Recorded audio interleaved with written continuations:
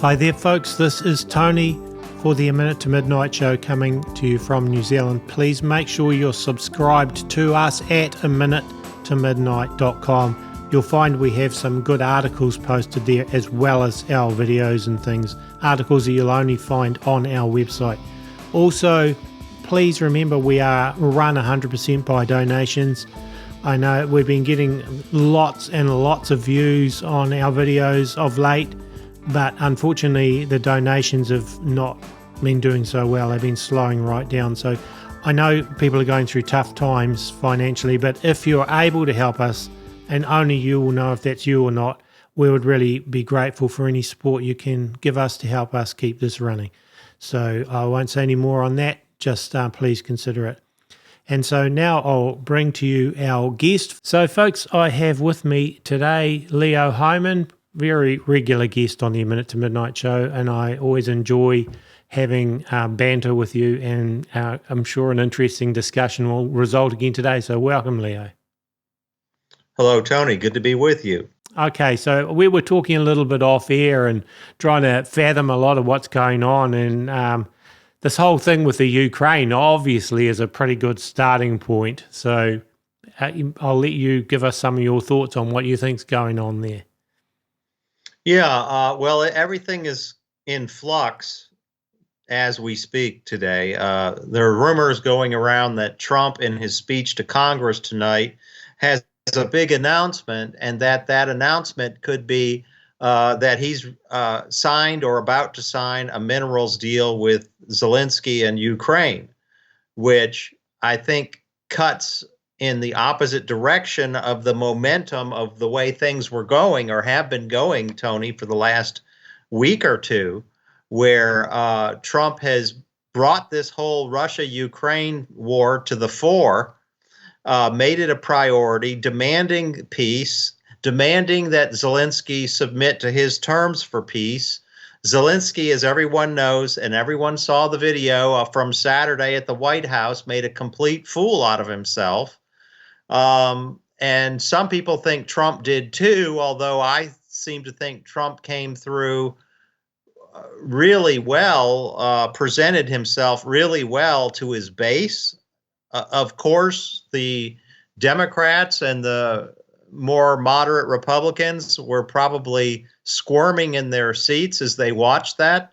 But I think it went over very well. I'm quite positive among Trump's base of support here in the United States, who, you know, I'm talking about the dyed-in-the-wool conservative America First type voter who has no time for, you know, the globalist perspective, the perpetual wars, the U.S. funding of wars that the U.S. is not directly involved in. This has gone on for years, way too long, and they see Trump as the guy who's going to end all of that. And I'm just not so sure yet that he's the guy, but it is interesting because over the last 2 weeks, he has certainly made that a priority.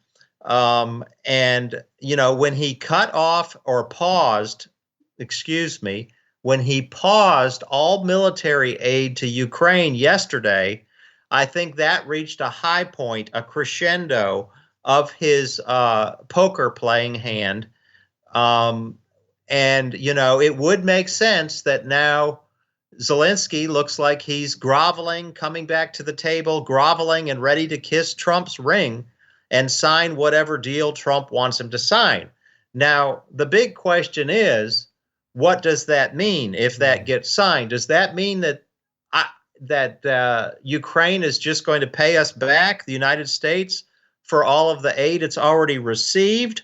Or will it include some sort of a contractual agreement for continued military aid to Ukraine? And if that's the case, Tony, I think Trump has now lost whatever sway he had built up, whatever political clout he had built up with Vladimir Putin, the president of Russia. And now the ball will be in Russia's court, and I'm afraid what that might look like going forward. Now, there's a very troubling article on Hal Turner's website today. I don't consider Hal Turner the most how should I put it? Reliable. Trustworthy. Yeah. The most reliable Yeah. or trustworthy website. He does get a lot of things right, but And a he lot of also things gets wrong too. some things Yeah. wrong. Yeah. And I have not had time to fact check this article, Yeah. but basically what it says, I just read it before I got on the air with you, is that Putin delivered a speech today, and it was a quote unquote chilling speech. Let me just read this to you, because it's not too long, the pertinent part. It says that the president of the Russian Federation today gave a speech, and the content indicates Russia knows something very wrong is going on, something that indicates Russia is going to be attacked in a way that causes the end. Putin officially warned the West that what a war with Russia would look like. Below is the machine translated text of President Putin's speech. And it goes on to quote from the speech.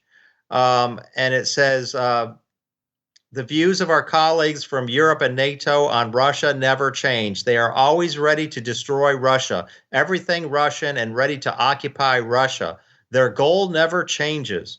Hatred against Russia has always remained in the veins of some of our colleagues and countries ruling the EU and NATO. Dear colleagues, today we hear again that Russia is an aggressor. The truth is that Russia has never been an aggressor and has always defended itself throughout history. That's a fact. And it goes on to say what would happen if they attack Russia. Basically, it's saying that they have weapons that the West isn't even aware of, and it's going to get really ugly really fast if they attack Russia with Western troops. And that seems to be what the UK, France, Canada, and a few other of these Western European countries, and we don't know about Trump yet because nobody really knows what Trump really believes. But the UK and France, Keir Starmer and Macron and Trudeau, to a lesser extent, they seem to wear their Russia hatred very outwardly on their sleeves. And if they had the ability, I would have no doubt that they would invade to Russia today, Tony. I really do. I think the hatred is that strong, for whatever reason, of Russia in the UK especially, and I would say France secondarily. And the UK has, I think, been behind whipping up all of this Western hatred against Russia for many years. And the United States has been all too willing to play along under Biden. Trump has been a bit of fresh air on that score. But the big caveat, the big but, is can we really trust Trump to be even-handed in this? If he really does want peace between Russia and Ukraine, he's going to have to play the role of the neutral broker. He absolutely cannot come across to Russia that he's on Ukraine's side, and he cannot come across to Ukraine and the West that he's totally on Russia's side. And so the minute he plays his hand in a way that we can tell which side he's truly on, I think is the day that this whole peace effort collapses and the world tumbles towards nuclear Armageddon and World War III. It is really interesting that you look at media articles, and doesn't matter where those articles are, pretty much, it's still always the same line. Russia's the aggressor. Russia invaded Ukraine. Putin's a terrible dictator, which I think he is actually, but in a way. But the point is that none of them examine why did Russia. I think he is a dictator, but I think he's the dictator that Russia wants. Well, some Russians, because I know Russians that don't as well. Yeah. So I would say the majority, probably 60 to 70% of Russians, like him, trust him, and are willing to go to bat for him. Now, there's certainly the 30 to 40% right, that do not like him, but that's going to be the case in any country. Yeah. And there are leaders in Russia who are far more, if we think Putin is, a dictator or hard line communist or whatever, there are leaders waiting in the wings in Moscow that if they ever get power, we will rue the day that we no longer have Putin. Right, that could be right. But what I was going to get to is that the media articles are not, and none of them ask why did Putin go into Ukraine. No. It's like, no, Putin invaded them because he's this terrible dictator and he wants to recreate the Soviet Union and blah, blah, blah, which he's never said. But none of them say, what does Putin actually want? Why did he do it? Was he feeling threatened? Did that, nobody says that. It's always, this hard target Putin as the bad guy and the West and the Ukraine are the good guys, which is Hegelian dialectic big time. But this is the point. Nobody is asking, what does Putin want for peace? Nobody. I have not read one. I don't think they care. I don't think they care. No. And it's all about NATO and the expansion of that military alliance. It's very simple. No Western troops in Ukraine, no Western weapons. I'm sure he would be fine with small arms and maybe some a little bit bigger than that, but he doesn't want any high-powered weapons in Ukraine. And he doesn't want them to be a member of NATO. It really is that simple. Because look at NATO. It has expanded from 12 nations in 1949 to 32 nations. And in the 2000s, it started expanding in big time in the 90s. And in the 2000s, they started adding even more countries. So, and these latest round of countries have really totally surrounded Russia's western flank.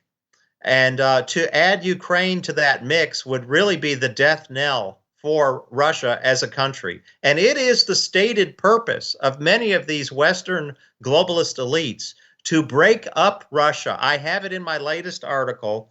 I document it, where there was a hearing before Congress even in June 23rd, 2022, where the Helsinki Commission and its so-called Russia experts testified before Congress on why we need to break up the former Soviet Union into like 3 or 4 different countries, basically.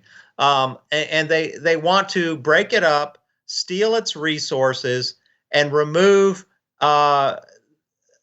any strong leader, whether it be Putin or any other strong independent nationalist leader, from power.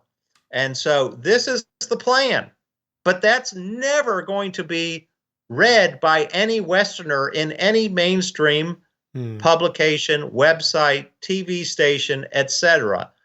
You really have to dig in order to find out the facts on this dirty little secret of NATO expansion and the stated desire to break up Russia. It's too strong and too big and too full of vital resources, critical resources for the West to be able to compete with, especially when the West wants to go into this Green New Deal type of green economy where we rely on alternative fuels like wind and solar. Well, we can't compete using wind and solar against if Russia's out there pumping oil and natural gas and selling it cheaply to Europe and India and China. And so Russia is the biggest threat to the New World Order. It's just that simple. Okay, interesting. So just moving Pats on from the Ukraine, another thing that Trump got going is this trade war with the tariffs thing, which is another interesting. What's he playing at, and where's this leading? Well, if we take them at face value, the tariffs would accomplish 2 things. It would lower the debt and lower the tax burden on the American public. because you would have this tariff revenue coming in. And he maintains that the United States holds the upper hand. If it comes to a trade war, the United States holds the upper hand because we're the country with the most consumers. And so if we are the most consumer rich country, other countries need to sell their products here. And if they can't sell their products here, that means closing factories and eliminating jobs by the millions in some of these countries like Canada, Mexico, China, what have you. And so he's confident, I guess, that if we get into a trade war, that the United States can ride that out better than any of these other countries that claim that they can go to war on an economic level with us. But we'll have to see. I mean, just because Trump believes it doesn't mean it will play out that way. Or maybe even Trump is not being sincere and maybe he knows that it won't play out that way. I don't pretend to know, but if I had my druthers, I would guess that Trump really does believe what he says. He's not the type of person who ever really questions himself, I don't think. Modesty is not one of his qualities. No. By the way, did you see the video he made of his proposed development project for Gaza? Yes, and to be honest, like I posted some about that in my last show that I did with Jamie Walden, and it's been really interesting the comments that have come out as a result of that show. Some people were saying, but Trump didn't actually make that video. That was made by AI and someone put it out and Trump just shared it because it was a mockery and he thought it was funny. But I'm saying, no, well, the point of the matter is that Trump shared it on all his social media, and so in effect he endorsed it. Yeah. Yeah, right. No. When he tweets out or social media or Truth Social's a video, that means, especially if it's positive towards him, that means he's endorsing it. Exactly. Yeah. So there really is no question about that in my mind. The question is the content. The content of that video was questionable, to say the least. Absolutely. Yeah. I mean, he looked like it's a golden statue. He's like Nebuchadnezzar, and that's, but pretty much the first thing I saw when I saw that golden statue. Then you had the bearded belly dancers, which would anger the Arabs and the Muslims to see that, and there was all sorts of things, but just like worshipping Trump as an idol in it, and right. So that, I get a lot of people saying, all right, this is just showing Trump's the Antichrist. Why don't you come out and say it? Trump's the Antichrist. And there's banter to and fro in my comments. Some say, no, he's not. He doesn't fit the biblical, requirements of the Antichrist. Other people are saying he fits all of them to a T, and so that there's this going on. I'm really noticing it. And my position, to be honest, on it is, I think Trump is an Antichrist, or I don't think there's enough evidence yet to say he's the big guy, the little horn or whatever. It's like, let's just wait and see. There's still markers that have not been reached that you would need to know conclusively to say that. Right. And, I think if we see him confirm a peace treaty with Israel and we see the temple being rebuilt as a result, okay, then my ears are going to perk up. My antenna is going to perk up. And I'm going to say, okay, maybe this is a possibility. He's already been shot at and survived what should have been a mortal head wound. He's very pompous and has a boastful mouth. Yeah. He's a man right now, a man of peace. He's always talking about peace. And the Bible says that the Antichrist will destroy many through peace and prosperity. Well, peace and prosperity are the two things Trump is all about. Yeah. But we can not, and I'm adamant about this, start going around saying Trump is the Antichrist. He has not fulfilled the biggest All of the things I've mentioned, the boxes he does check, are nothing compared to those more important boxes where he affirms a peace treaty with the Jewish people, and they somehow feel like it's now safe as a result of this peace treaty to go ahead and rebuild their temple. And then you see the Antichrist at some point making war and turning from a man of peace to a man of war, and sitting in the temple himself as a god. And if that happens, I don't care if it's Trump or somebody else, now you've got your Antichrist. The other thing, if you look at Revelation chapter 13, people will have to take the mark of the beast or they will be killed for it. Now, that hasn't happened, and I don't care how people were adamant that the jab was going to be that. Well, the Antichrist, the Bible is clear, he's only given 3.5 years, the little horn. Now, we're already at the 3.5 year phase since that whole jab thing, so it can't have been, that. So we haven't seen the mark of the beast yet. Now, it may be a future one. It could be another mRNA thing, and Trump could bring that in. I'm not saying he won't, and that's not it. But so far, we haven't seen it, and he hasn't had people killed. So those are two huge things that, have to happen as well. And so they haven't, not yet. So Trump is definitely on my short list of people to watch out for as a potential to be that. But I don't think we can categorically say at this point that he is it. No, I think I would agree with that assessment. I think it's irresponsible at this point we can muse about it and we can, theorize about it.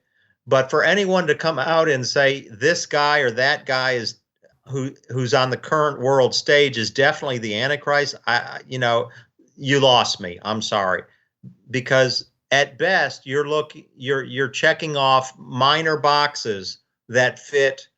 relatively minor boxes that fit the biblical description of the Antichrist. And you're not waiting to see if this person you're looking at is going to fulfill the more major manifestations. Yep, I agree. I think we've got to watch him, but there are other people in the world right now too that need to be watched closely. King Charles, absolutely. Mohammed bin Salman, Elon Musk. There's a future pope when this one dies. There's a lot of possibilities yet. If people in World War II, a lot of people were adamant that Hitler was the Antichrist, and they turned out to be wrong. Right. He was an Antichrist, but he was 100%. Not. So I think people need to sit back and just wait a little bit. We don't have to know right now. All we have to know is the things to look for and to not be fooled by. And then, to keep your eyes more on Jesus than the Antichrist. That's exactly because right. If you do that, the Lord is going to give you the discernment when the time comes to know who the Antichrist is. We won't even have to speculate about it. But if you're not focused on the Lord Jesus Christ, then you're just engaging in wild speculations at this point. So while it may be fun and something we do in private, anyone who gets on the air, who has a podcast audience or has a writing ministry or writing website, I'm sorry, but if you're putting that stuff out right now, you don't have a whole lot of credibility. You just don't. And I mean, are you seeing a lot of people doing that? Oh, yeah. Yeah. Oh, yes. Absolutely. Wow. That's stunning to me. Now there was a book written a few years back by a gentleman. His last name was, you may have interviewed him. He wrote a book, The Antichrist. Oh, yeah, Tim Cohen. Yeah. Tim Cohen. Yeah. And he seems quite sure that Prince Charles is going to be the King Antichrist. Charles now, yeah. King Charles now, exactly. But when the book was written, I think he was still Prince Charles. God bless him if you're that sure of it, and you do the research. You know, that's a big ask. That's a big ask to have people believe you. I mean, at this point, just because you wrote a book on it, and Tim, I know Tim a little bit. I've conversed with emails, I think, a few times, but you know, he's at least made a good effort to cover all of his bases. Yeah. He may end up being wrong, but at least what I can say for him is he's tried to put together a more comprehensive package on in making the case for his choice for that horrible role. So Tim used the 666, that King Charles or Prince Charles is the only person that fulfills 666 in just every way possible. Whereas the people that are saying Donald Trump, I've yet to see any good arguments that prove that where Trump fits 666 in any way. But there are things with Trump, like, I mean, he's definitely, his apartment is in Trump Tower is full of Apollo symbolism and occultic stuff. The whole Trump Tower was designed with 666 in mind. If you look at the trees on the side of it, there's 3 rows of 6 trees in a triangle, and up as above, so below triangle on the side of the building. There's a bunch of stuff like that. It seems very Antichrist, very Apollo worshipping. So there's a lot of stuff like that. And I talked in the last show, I think, Alice Bailey, the occultist, she said in her book, Externalization of the Hierarchy, written many, many years ago, that 2025 would be the year that this starts happening and the hierarchy starts becoming externalized, which is the demons, basically, because that was channeled to her by a demon, that whole book and all her books. But so there's a lot that's happening to 2025 to be a big year. But that doesn't, to me, still doesn't say Trump is the Antichrist. He is potentially setting the stage for someone else. And it could be that it's him, but I don't know. I still have way too many question marks.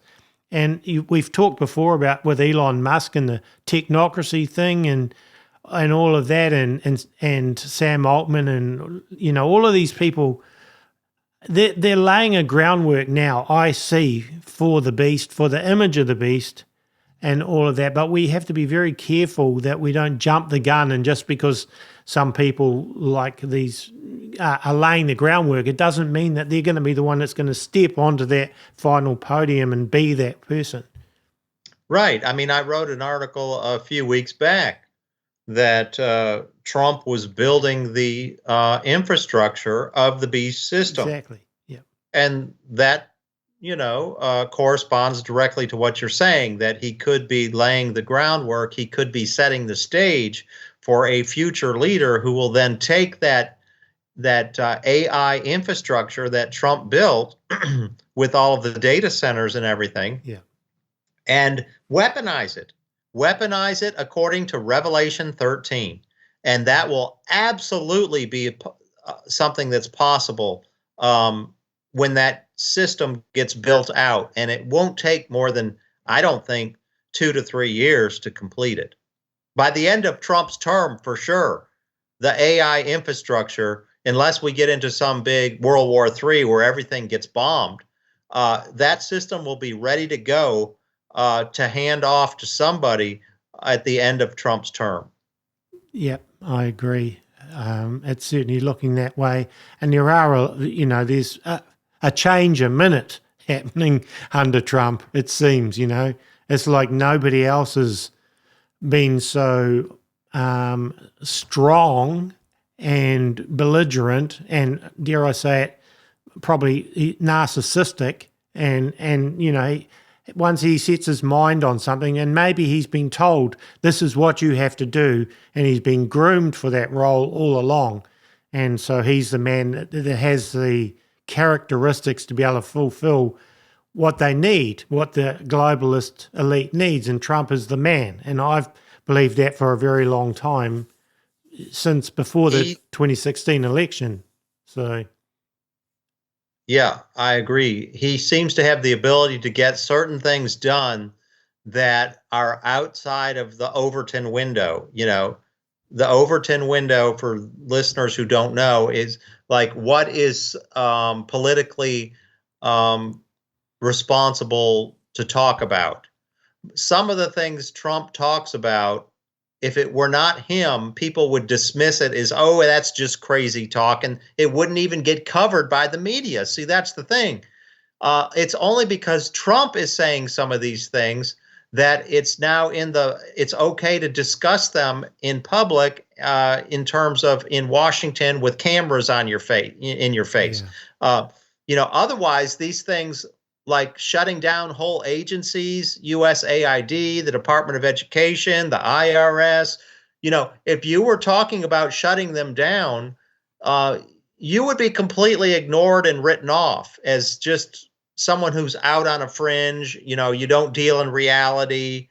But because Trump seems to have this aura about him of being able to get things done, this image of the deal maker, he has brought some of these things to the fore. And so I could almost see how the globalists would use a man like that, to burn down the current system. Exactly. Okay. Yeah. And that's what they really need, is a blank slate, before they can rebuild this globalist super state that they want to build, the beast system, which is going to be a surveillance state, 24/7, everything controlled. You won't be able to take a breath without your digital surveillance, governmental, corporate hierarchy masters knowing about it. And that is exactly what Musk and Trump and these others are doing now, is laying the groundwork for that. And but it's being accepted because it needed to happen in a sense.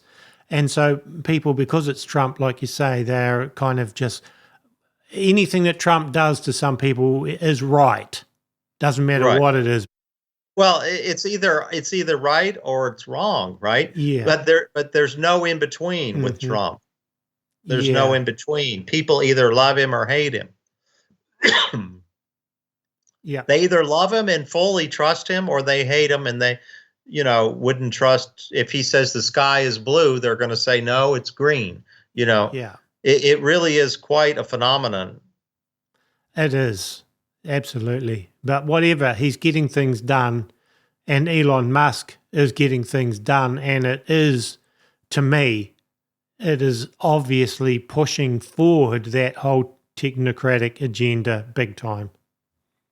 Yes, it's the hidden agenda of the Trump team.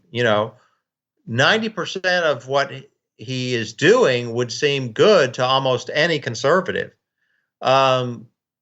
But the 10% that is troubling gets like almost no coverage. Yeah. Or, like when he held that meeting with Sam Altman and Larry Ellison and the Japanese banker, I can't pronounce Somebody's his name. son, I think, is his last name anyway. Right. Yeah. Right.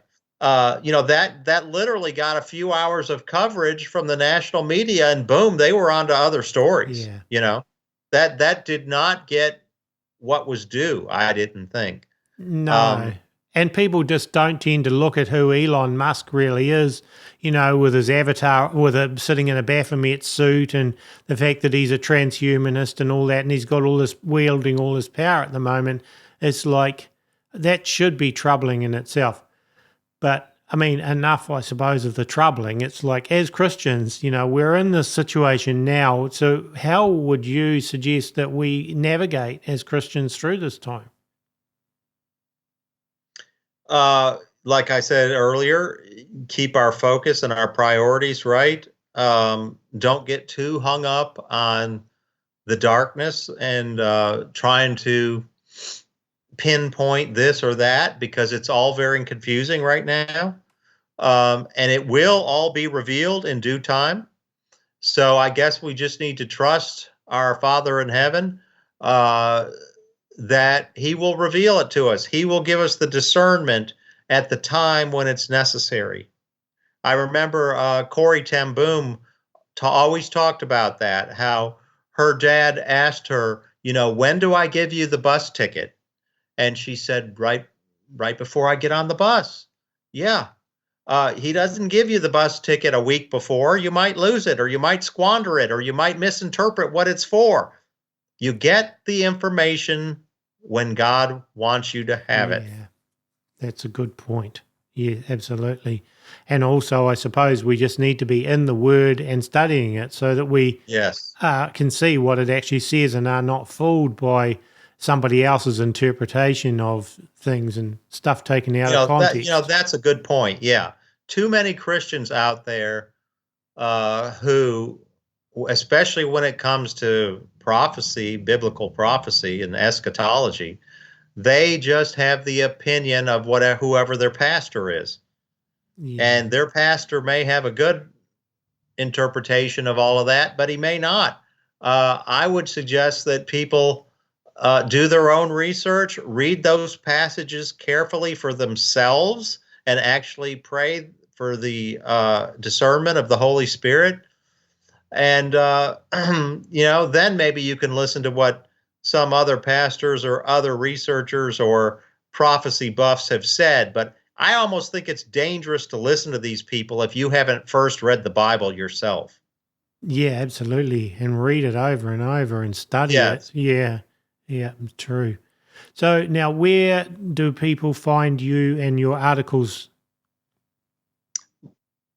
LeoHohmann.com. And then also I post on my Substack, which can be found at leohohmann.substack.com. You can sign up for a free subscription, or if you want to support my work, you can sign up for a paid subscription, which I think is $7 a month. Right. And I'm also on Telegram. I post throughout the day, like not just my articles, but other people's articles that I find interesting. If you're into that sort of thing, you can follow me on Telegram as well. Leo Hohmann, author/journalist, is how you'll find me on Telegram. Okay, awesome. Well, thank you for being on with me again today, and it's been an interesting discussion. I'm sure it'll have a firestorm in the comments. Be interesting to read. I'm sure it will. Yeah. Thanks again, Leo. Thank Cheers. you, Tony. Cheers.